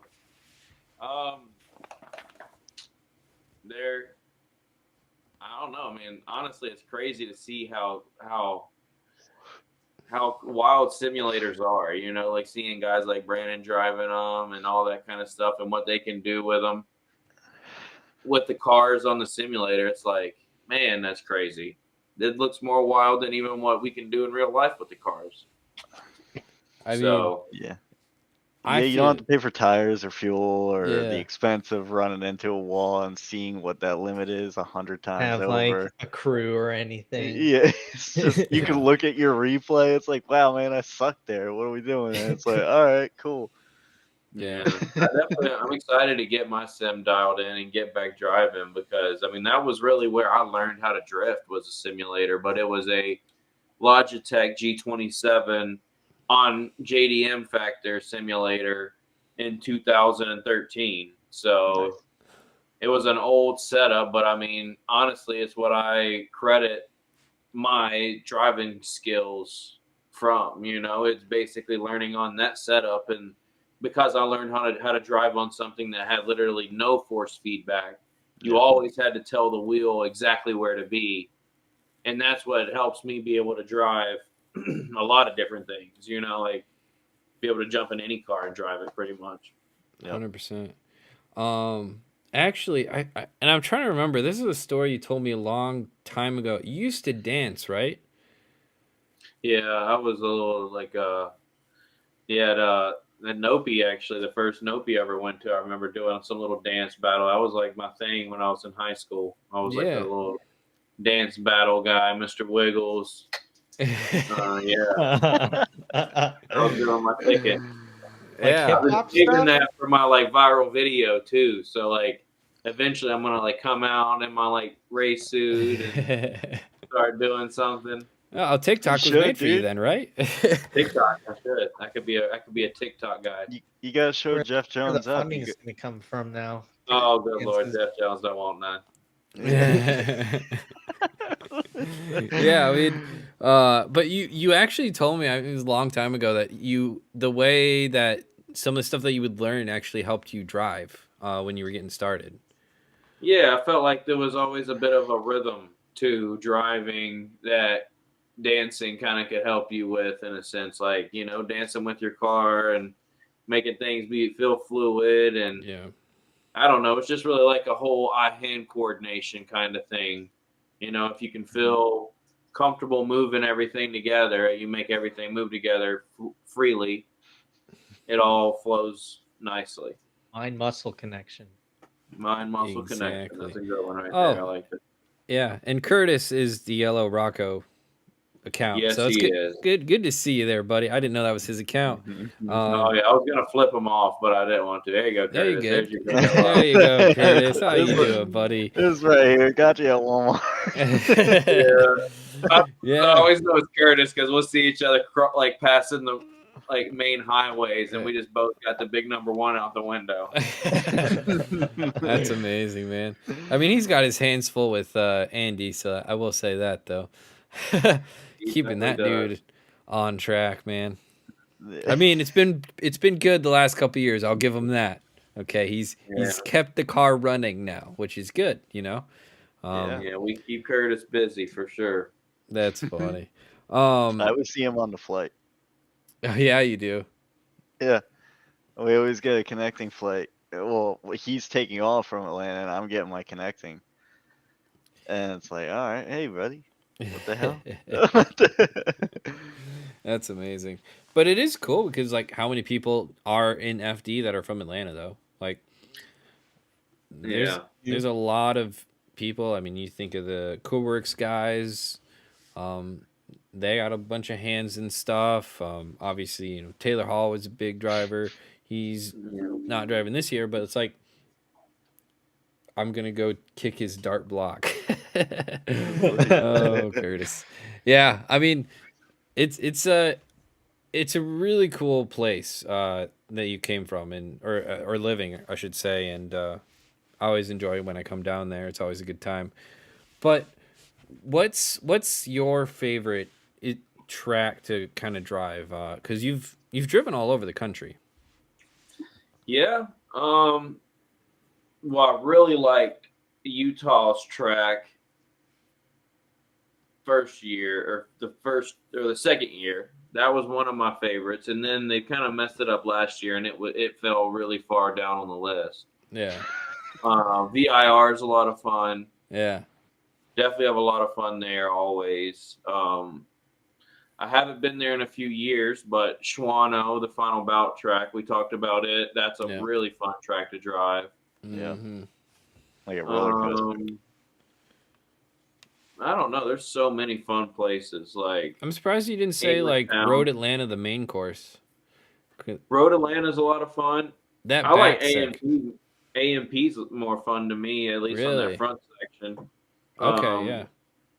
I like that, but I mean, yeah, Road Atlanta's a blast. I just As far as remember that- you, Grid Life South, in the whoops in the back section, almost destroying your car. Yeah, they would. I remember my car bottoming out completely there because it was slammed down low, boy. Yeah. No, that's But I'm excited to be able to hit the S's. So what I've seen so far about Grid Life Road Atlanta and FD is that it's going to be Grid Life from 10 o'clock to 3 o'clock, and then FD from 3 o'clock to 10 o'clock. Oh, wow. So that'll be cool. I hope that means that we get that extra drive time and seat time in those little sessions, and just get those few extra laps. That'll be cool. worth it. Yeah. Yeah. I mean, I just always remember those events just being some of my favorites. And I mean, you remember like the tandem train of cars coming down the hill, going around the horseshoe, and then going underneath the bridge. Like, it's such a cool sight to see, and I'm so excited that they're bringing it back this year. So I'm kind of like, I guess we're at the kind of the point of the show where I can kind of take a couple routes, but I want to get your Andy Luck story. We kind of ask everyone on the show if they have an Andy Luck story that's kind of involved in FD. Is there one that comes to mind that at least that you can tell us legally? Man, I'm gonna be honest. I've had nothing but great experiences with Andy Luck. I don't know what it was about him that, and maybe it's just me trying to be a little bit respectful. It's a Southern hospitality, dude. Maybe it's that Southern hospitality. I mean, I remember one year, my first year in FD, I had a terrible road at Atlanta, and Andy Luck came up to me and just told me that I was supposed to be here, and that he sees that I could be as big as Von Gittin one day. And that was a memory that really stuck with me. And I was like, dang, he really sees something in me right now that I don't even see in myself, because I was like, I didn't qualify. I felt terrible. I was ready to quit in a lot of ways, you know. Mm-hmm. And maybe he saw that, but he saw something good in me too. So that was really cool. Yeah, I mean, I don't really have any. That's a rare compliment from him, by the way. He doesn't just give those out. He doesn't. He doesn't just give those out. And that's the other thing that kind of made me feel like even more crazy. I mean, he definitely roasts me every chance he gets too. You know, I'm not gonna say he like gives me any kind of special treatment. He definitely makes fun of me at every point. But yeah, that was one of the things that really stuck with me. And then another, you know, he's a really cool guy. Yeah, he's got that same passion for the sport that I share too, where, you know, you see somebody kind of doing something stupid, and sometimes you let out that passion in the wrong way, you know? Right. 100%. I'm definitely guilty of that for sure. I always call it justified. Yeah, I wouldn't say wrong. It's justified. You know, it's not like you're walking around just doing it, you know? Even if it wasn't, if he did it, it's definitely justified. Yeah. Right. No, but I mean, like you said, like, obviously FD's doing what they can for drifting. You're doing what you can in the Atlanta area for drifting, and it's like, where do you kind of where do you hope it goes for Atlanta, and like what you're doing with caffeine and octane and all that kind of doing different events and stuff like that? Where would you like to see it in 5 years? I would like to see drifting continuously growing over the next 5 years, which is, I feel like, a very obtainable goal. I like to see with caffeine and octane us getting more so into developing the driving experience / school side of it, to where we can help the sport continuously grow. I'd really like to grow my own fleet of cars, which I've started to do with the 350Z, a G35, try and start getting more of these cars that I can have sitting around for rent for people that want to dabble their feet in the water. Like, that's my goals right now, is to be able to, what can I do to make it easier for people to either get in the passenger seat or to get in the driver's seat, because one of those two seats are going to get them hooked on this and help our community and help our sport and help all these companies that are being involved and continually help us to grow these companies getting involved with drifting. 100%. So, yep. Because that's really the goal, you know, whatever we can do to keep the wheels rolling in the right direction. 100%. And like, I mean, as I can't remember who, it might have been Dylan Hughes. I'm trying to remember now, but like the conversation was that drifting has gotten so big for like companies to kind of like discredit it for like just a sideshow sport now. I feel like it's at the point where it's on the branding of Ford, it's on the branding of Toyota. I mean, even BMW puts drifting in their ads. even though they don't support Nissan's it. got the Nis- Forsberg Frontier. I mean, obviously that's Yeah. a truck, but like, you know, he Exactly. wouldn't be Yeah, on there if he definitely. wasn't drifting.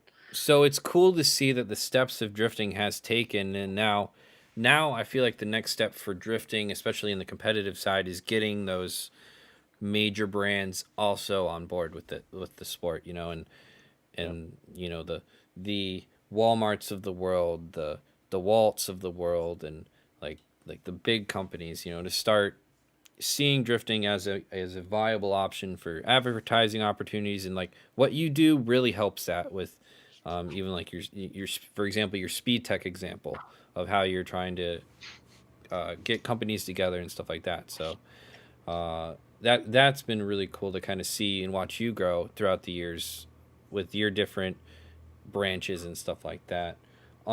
Is there any like people you would like to shout out that kind of like helped jumpstart or just like improve your trajectory and career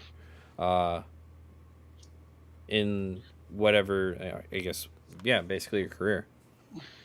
Well, I guess shout out to Yellow Rocco 87, my boy Curtis. There That's you go. definitely one. He definitely has been there. He's built my engines for me, helped me all through Pro-Am, all that, you know. And definitely shout out to my now new Curtis, a.k.a. John Rumble, Nice. who is now came on as not necessarily filling the role that Curtis did, but Yeah. being there and always coming through and being that, you know, guy behind that's got my back every step of the way. His brother Jim as well.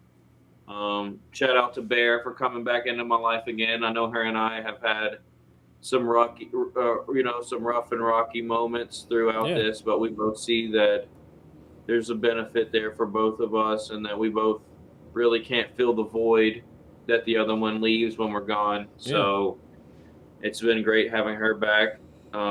Definitely shout out to my mom and dad. Also, my mom's helped me through, you know, having this business mind and being able to put these things into fruition. And my dad gave me, I felt like the mechanical ability and the eye-hand coordination. Hell Those yeah. two have been really great. Shout out Sebastian and Phil. The Crew Works family, they've been great. You know, all of Atlanta, really. All of Atlanta, Caffeine and Octane. So many people that have been, you know, you, Nate. I mean, I've worked with you as from, you know, basically the beginning all the way through till this still same day. You know, you've been really a part of a lot of my success and growth. I felt like I might be one of the longest running Daily Driver media clients out there. You know, I you think never so. know. Yeah. I mean, it's true. Definitely the oldest client I think that I still have. I mean, I've outlasted everyone else. You know, they've either I feel the same way. I mean, shoot, there's a lot of guys that came in and gone farther than I have, but then again, there's a lot of guys that came in just as hard, and they didn't necessarily get to go as far as take it as far as I have Right. in a lot of ways. So I feel really blessed with a lot of the work that I have been able to put in myself too. So Hell shout yeah. out to me for getting up and doing my thing. 100%. Yeah. Yeah. Hell yeah, dude. Where do you happen to see, or where would you like FD to be in about like 5 years? NASCAR, baby. I mean, shit, bigger than Give it that. 10. I mean, I feel like we got 5 our is thing pretty going better quick. than that already. I mean, I want to see them being able to get back onto TV somehow. I feel like that would do a lot for the sport, and as far as being able to attract the sponsors, and if it ain't even necessarily TV, but some Maybe kind like of Peacock or a whatever. larger, Netflix, like something Drive like to Survive type show, something like that. Exactly. It needs to be something. We got to have that going on. Really, I want to see them getting back to what I feel like we're getting in with this announcer thing, is really just telling those stories that we've already talked about so much that we've really been missing out on, you know, like Right. all these crazy things that people are going through. Homeboy swapped a motor. His friend drove 6 hours through the night to go to a junkyard and found another one, and they're swapping it. And it's down to the wire, and they're going to do their first qualifying lap right now, and they ain't even done a qualifying lap all weekend. Like, that has happened. Mm-hmm. You know, that's literally happened Tons many of times. times. No one has heard that story. You You hear is like they've been having some trouble. It's like, all right, yeah, well, me too. Me too. And there's so many of those cool stories. Like, I want to see FD with something that's relatable to Street Outlaws. You know, I really see Yeah. that FD could do that to where now they can start helping these drivers be able to grow their following, not just through their own self. Like, really, at this point, it really feels like FD's like, hey, do your job and grow your following, and we're doing our job and growing ours, where it could be a lot more of a collective growth together. Yep. You know, both parties growing continuously instead of both parties kind of hitting these stagnant moments to where nobody's seeing anything, you know? Yeah. Yeah. Yeah. Do you think it's So, like a proponent, I guess, in the sport and as drivers to, I guess, show personality and not just be, cardboard cutouts or anything like that, but to show, that they're actual humans and they can, they have personality. They're not just behind the car, behind the wheel, but they're yeah. actual humans and stuff like Yeah, that. we need to not take it so serious all the time and be able to say some things and have some fun without everybody getting all mad and butthurt. I mean, we really need to do some WWF call outs. I've been talking about it for years. We're going to make it happen. Yeah. I agree. That'd be fun. Yeah. There's like a most recent quote from this last Atlanta race or whatever from I forget, but like the two drivers that got into it at the end. And it's like, this isn't like a playground or anything. Like, we're not like, we're going out there to win. Like, I'm butchering what Yeah. the actual quote is, but It was like, Kyle like, Busch. Was was it Kyle Busch? I don't Might have think been. No, that was Daytona. He got. yeah, he got. Well, he's always got- mad. Yeah, he got mad at Logano. Fuck Joey Logano. Put that on record. man. Man. I don't No, even know anything about NASCAR. It's fun though. it's That's all I not know. bad. But yeah, like Phil's got a good question here. That's kind of like a good. I think it's the ultimate question for you, and it's on the S13 being competitive. Would you still be competitive in pro if you took Stukey's approach of running a lighter car on a 255 in the S13 though? Be competitive. I mean, yeah. Win. Maybe not. And those two, I don't necessarily have to go together in a way to be competitive and used to win. But Right. I feel like to actually like really do well in pro, you gotta be on that level with everybody else. And Right.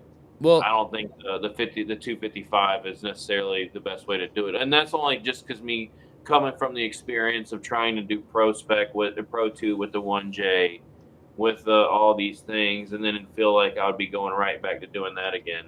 right. So, I mean, if I was going to go to pro, I would definitely want to get that big tire because honestly, I already think, I mean, the GT Radial is a really good tire, but I think even in pro spec, we can overpower it.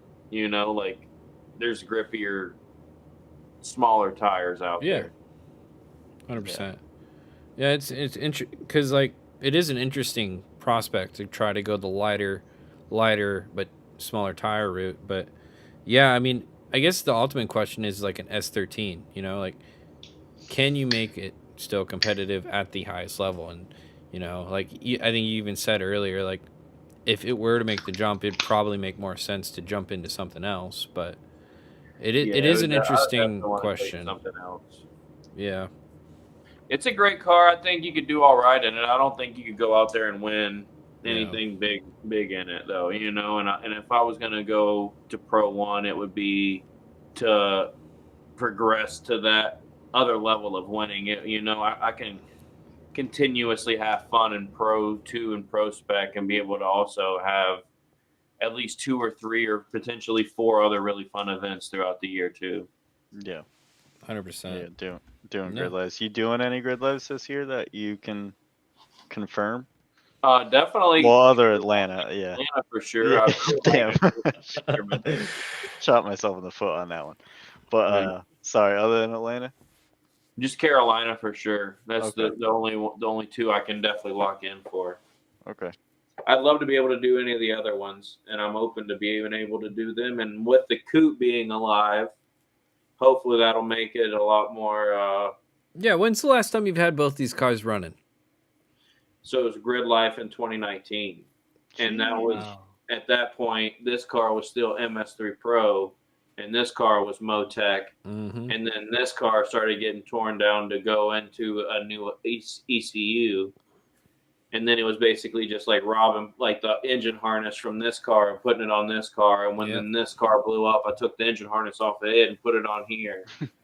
And then finally this year, over the last 2 years, it's been accumulating those other little parts like sensors here and harness here and things of that nature that I was using on both cars.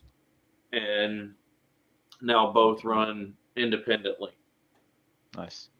And that's awesome for me. And then this right now is the first time I've had 2 running drift cars, and I don't know how long. But next week I could have 3 running drift cars with this car being back together again too. So, I mean, I'm on a roll here. We're gonna have 5 running drift cars. That's. I don't know if a statement like that has ever been uttered before. I'll be honest. I'm trying. Adam LZ got Record. about 25 of these things. But Curtis also said, shameless, you better drive clutch kickers plug. If that you does want to try happen. and get out of clutch kickers. How far away is that from you? I It's mean, only like 2.5 hours. Oh Okay, that's not wow. that bad. Okay, Yeah. so you have no No, it reason. ain't far. And Mid Pond looks like a fun track to Yeah, it get out does. there with. It's just gotta be whatever's gonna be in the in the cards right now. I think their first 2 rounds are like the weekend before Road Atlanta, and then July 4th. So it's kind of looking like might just dabble my toes in the water in a couple different rounds in clutch kickers, and not really try and focus on a full season. But Yeah. definitely gonna get over there to see what happens for a couple rounds. Yeah. I mean, Yeah, I seat still- time is seat time. that was still my favorite series that I've been a part of when it was at Emerald and Coast. And That Ken's got a lot of great plans going on over there. I think he's Yeah. going to go far with the clutch kickers thing that's once he cool. really gets rolling with it. Yeah. Nick said, come get the sauce, Dustin. Oh yeah, I got you. Don't worry, Nick. I know you want to. We gotta, have our hometown battle of who's the hometown hero for sure. Oh man, that's awesome.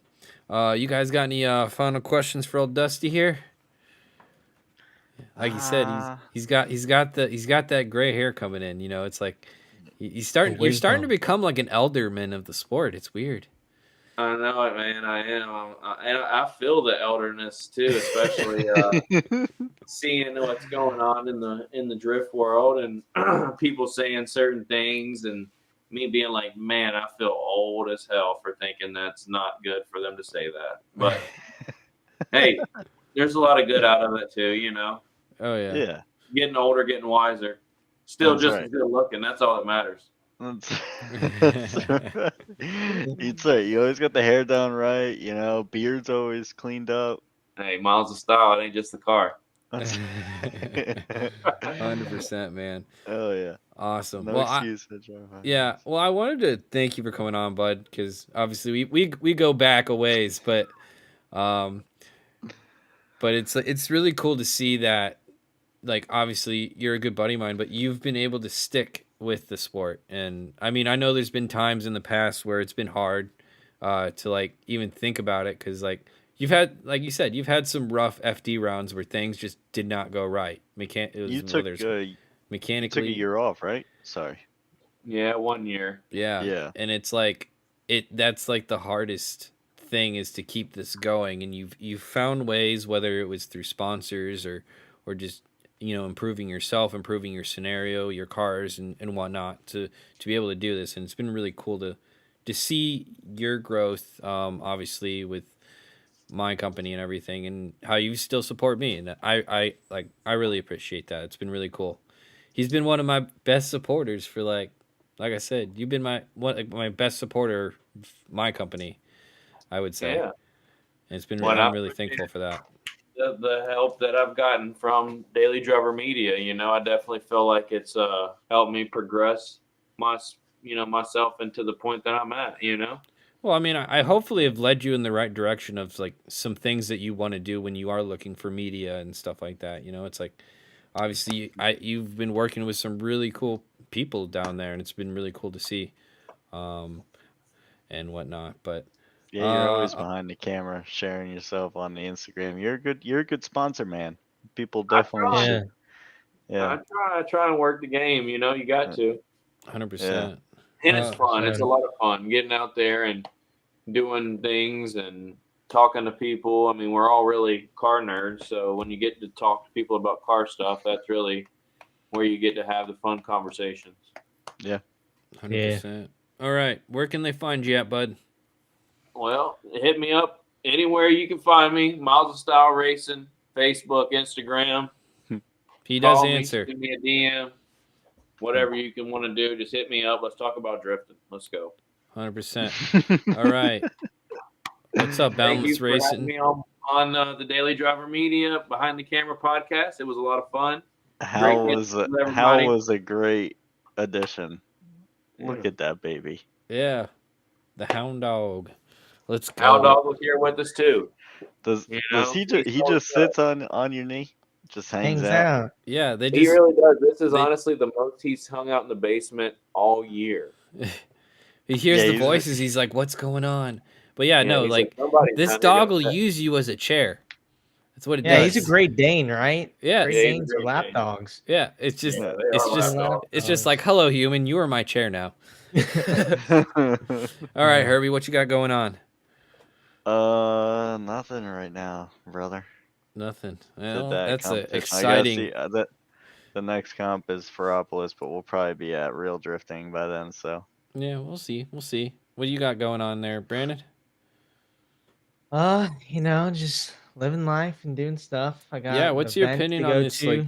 I keep hearing that this What? 50 series EC or 50 series, not ECU. What am I saying? 50 series graphics cards not so hot anymore. Graphics cards, dude, it's garbage. You're doing all this AI graphics garbage, dude. It's just you're having fake frames in the game, like for Assetto and stuff. It's just like save the money, go buy an older 40 series card. 50 series cards are a waste of money. Don't buy them There you go. quite yet. Maybe they'll fix them. But yeah, I got an event this weekend on the first, a little local event at a little Mercedes store. It's in a shopping center, and it's like a branded store. So I'm Huh. gonna bring a sim out. I got some Mercedes stuff, so that'll be cool. That's cool. hell So yeah. that's gonna be Where's that at? The Halcyon off exit 12 on Georgia 400. So, Oh, okay. so yeah. it's so is that more like your sim, like just sim racing, not sim drifting? Okay. Sim race. I got a Cube Controls like Formula wheel that's all Mercedes out. So Oh, just okay. run some racing all weekend. I got some triple screens now for it too. So it's gonna be That's all pretty official cool. looking and stuff. So Which yeah. base you bring in the SimiCube? Yep. Got my Simi Cube. Yeah. I figured Shout for out that Nick one. Novak in the chat. He's like totally didn't sell a car to build a PC. And get a mountain bike. Nick knows what's up, dude. Nick's a cultured guy with the sim For- stuff. yeah. Good for him. Hell yeah. Awesome. And like thank you guys in the chat for hanging out, talking to us. It's always a good time doing these. This Thursday Shout we out to have Corey Talaska coming on. So that's be fun. Another Jay-Z dude. Nerd. But he is up in the far north, frigid of America. So I'm sure he had a much different off season than you did down there in the south. Yeah, I mean, and honestly, Atlanta's not that far away from me either, and it literally snowed here. What? So, eat my farts, dude. Yeah. It's like, literally like 2 nights ago, there was still frost on the car, so I was like, Yeah, it was damn. like 30 a couple nights ago here too. So Yeah. Yeah, okay. Today Well, was I'm under 70. like It was 2 feet of awesome. snow, so you all can shut it. All right. I thank you guys for coming on. If you guys liked it, be sure to like and subscribe, do all that kind of stuff.